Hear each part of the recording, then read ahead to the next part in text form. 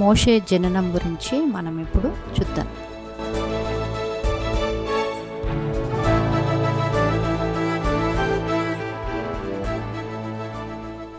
లేవి వంశంలో పుట్టిన స్త్రీ గర్భవతి అయి కుమారుని కని వాడు సుందరుడై ఉండుట చూసి 3 నెలలు వాణ్ణి దాచెను.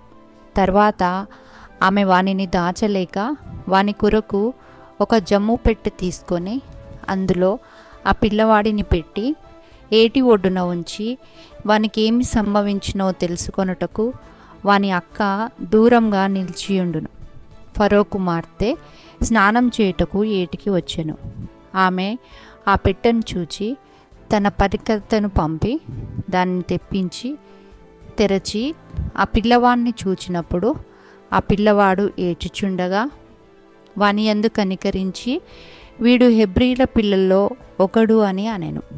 అప్పుడు వాని అక్క ఫరో కుమార్తెతో, నీ కొరకు ఈ పిల్లవాణిని పెంచుటకు నేను వెళ్ళి హెబ్రీ స్త్రీలలో ఒకరిని పిలుచుకొని వత్తునా అని అనెను. అందుకు ఫరో కుమార్తె వెళ్ళుమని చెప్పగా ఆ చిన్నది వెళ్ళి ఆ బిడ్డ తల్లిని పిలుచుకొని వచ్చెను. ఫరో కుమార్తె ఆమెతో, ఈ బిడ్డను తీసుకొని పోయి నా కొరకు వానిని పెంచుము, నేను నీకు జీతం ఇచ్చేదనని చెప్పగా ఆ స్త్రీ ఆ బిడ్డను తీసుకొని పోయి పెంచెను. ఆ బిడ్డ పెద్దవాడైన తర్వాత ఆమె ఫరో కుమార్తె యొద్దకు అతన్ని తీసుకొని వచ్చెను. అతడు ఆమెకు కుమారుడాయెను.